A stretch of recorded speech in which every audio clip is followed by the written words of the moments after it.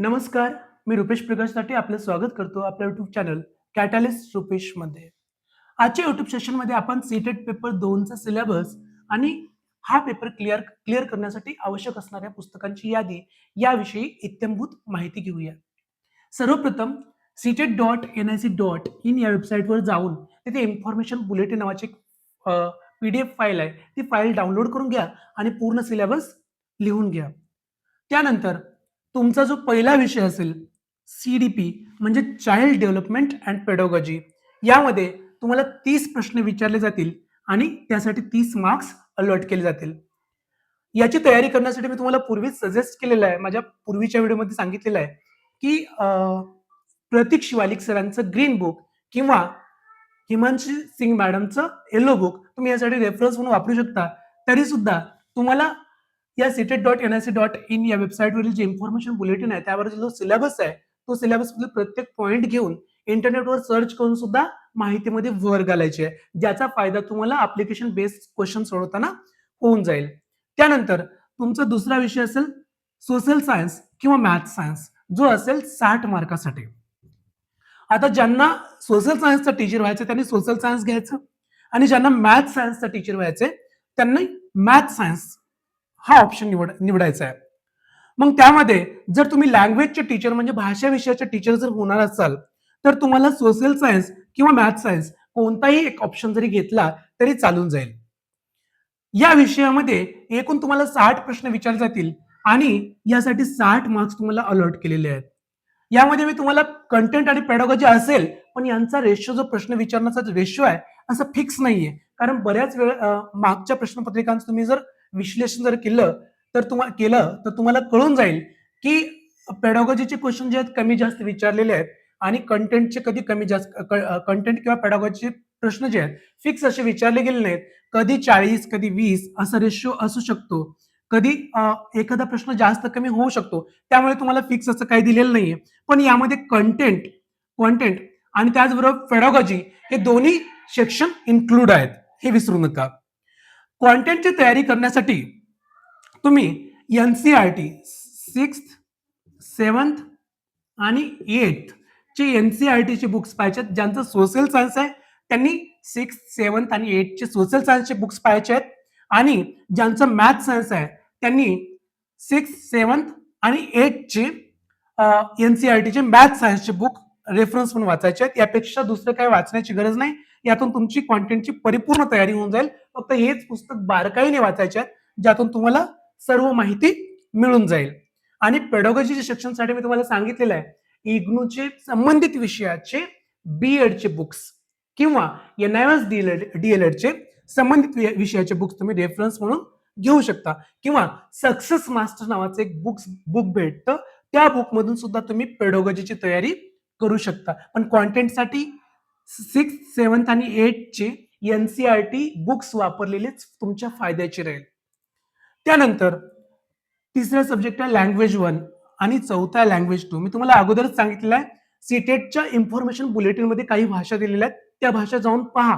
त्यापैकी कोणत्याही 2 भाषा तुम्हाला या पेपरसाठी निवडता येतात. तुम्ही येथे मराठी हिंदी किंवा हिंदी इंग्लिश किंवा अशा प्रकारे कोणत्याही भाषांची निवड करू शकता. लँग्वेजसाठी सेम क्रायटेरिया आहे जो की पेपर 1 ला होता. 15 मार्काचा तुम्हाला कॉन्टेंट विचारला जाईल. म्हणजेच या कॉन्टेंट मध्ये तुम्हाला गद्य भाग आणि पद्य भाग म्हणजेच काही उतारे, आकलनात्मक उतारे आणि कविता दिल्या जातील आणि त्यावर तुम्हाला आकलनात्मक प्रश्न विचारले जातील, म्हणजे कॉम्प्रिहेन्शन टाइप क्वेश्चन्स. आणि हे क्वेश्चन्स आणि त्यामध्येच तुमचं ग्रामर सुद्धा इन्क्लूड असेल, व्याकरण सुद्धा इन्क्लूड असेल. असा मिळून 15 मार्काचा कॉन्टेंट तुम्हाला विचारतील. आणि त्याचबरोबर पेडॉगॉजीचा जो भाग आहे मी तुम्हाला सांगितलं आहे माझ्या पूर्वीच्या व्हिडिओमध्ये, इग्नू BEd किंवा NIOS DLED चे संबंधित विषयाचे, जर समजा इथे मराठी असेल तर तुम्ही मराठीचं NIOS DLED चं बुक पाहू शकता, है ना. किंवा तुमचं BEd किंवा DED जिथून झालंय कोणत्याही युनिव्हर्सिटीमधून हो, त्या तुमच्या युनिव्हर्सिटीचे जे संबंधित विषयाचे बुक आहेत ते पेडॉगॉजीसाठी तुम्ही रेफरन्स म्हणून वाचू शकता. आणि त्याचबरोबर हा सिलेबस मात्र डोळ्यासमोर ठेवायचा. CTET.nic.in वेबसाईटवर डिटेल सिलेबस आहे, त्यातील पॉइंट टू पॉइंट सिलेबस तुम्ही डोळ्यासमोर CTET.nic.in या वेबसाईटवरील जो सिलेबस आहे तो सिलेबस तुम्ही डोळ्यासमोर ठेवायचा आणि जिथे आवश्यकता पडेल तिथे इंटरनेटचे सहाय्य घ्यायचे, कारण यातून तुमची कॉन्सेप्च्युअल क्लॅरिटी आहे ती व्यवस्थित होईल आणि तुम्ही ऍप्लिकेशन बेस्ड क्वेश्चन्स जे आहेत ते इझिली सॉल्व्ह करू शकाल. त्यानंतर लँग्वेज 2 ला सुद्धा सेम क्रायटेरिया आहे. तुम्हाला 15 मार्काचं कॉन्टेंट आहे, म्हणजे त्यामध्ये तुम्हाला आकलनात्मक उतारे आणि कविता सुद्धा विचारल्या जातील, ज्यावर तुम्हाला प्रश्न विचारले जातील. वर वाचायचे आणि खाली वाचून जे काही तुम्हाला आकलन होईल त्यातून खालील प्रश्नांची उत्तरे द्यायची आहेत. आणि त्याचबरोबर यामध्ये व्याकरणाचा म्हणजेच ग्रामरचा भाग सुद्धा इन्क्लूड आहे. आणि राहिली गोष्ट पेडॉगॉजीची, तर संबंधित विषय, समजा तुमचा इथं पेपर 2 ला हिंदी आहे, तर तुम्हाला इग्नू बीएडचं हिंदीचं बुक तुम्हाला इथं रेफरन्स म्हणून वाचायचं आहे पेडॉगॉजीसाठी फक्त, ज्यामध्ये तुम्हाला मेथड्स असेल, असेसमेंट असेल आणि टेक्निकल गोष्टी ज्या आहेत त्या सगळ्या गोष्टी तुम्हाला याच्यामध्ये पेडॉगॉजीमध्ये इन्क्लूड असतील. असा मिळून तुमचा 15 + 15 मार्काचा एकूण किती 30 मार्काचा तुमचा हा सब्जेक्ट लँग्वेज 2 चा क्लिअर होऊन जाईल. आणि अशा प्रकारे तुमचे एकूण 30 + 60 + 30 + 30 असे एकूण 150 मार्काचा जो तुमचा पेपर असेल आणि यासाठी वेळ जो असेल तो 2 तास 30 मिनिटे 2 तास 30 मिनिटे एवढा वेळ असेल. या वेळेमध्ये तुम्हाला हा पेपर सोडवायचा आहे. अशा प्रकारे आपण या व्हिडिओमध्ये सीटेट पेपर 2 चा सिलेबसचं ओव्हरऑल स्ट्रक्चर आणि मार्किंग स्कीम पाहिलं. तुम्हाला जर डिटेल्ड सिलेबस पाहायचा असेल तर CTET.nic.in या वेबसाईटवर जा. त्या ठिकाणी इन्फॉर्मेशन बुलेटिन नावाची एक फाईल आहे, PDF फाईल आहे. ती फाईल तुम्ही डाउनलोड करून घ्या आणि तो सिलेबस जो आहे तुम्ही नोट करून घ्या. आणि विशेष महत्त्वाचं, त्या वेबसाईटवर प्रिव्हियस इयर क्वेश्चन पेपर सुद्धा आहेत.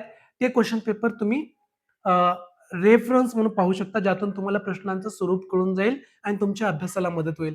आणि त्याच प्रकारे तुम्हाला जर परीक्षेचा अनुभव घ्यायचा असेल तर तुम्हाला टेस्ट सिरीज सुद्धा लावावी लागेल. वेगवेगळ्या टेस्ट सिरीज अवेलेबल आहेत. मी टेक्स्ट बुकची टेस्ट सिरीज वापरली होती, ज्यामध्ये तुम्हाला तुमची तयारी होऊन जाईल. तुम्हाला परीक्षेचा प्रत्यक्ष अनुभव भेटेल आणि परीक्षेच्या पूर्वी तुम्ही जर टेस्ट सोडवलात तर तुमचा जो आत्मविश्वास आहे तो सुद्धा वाढेल.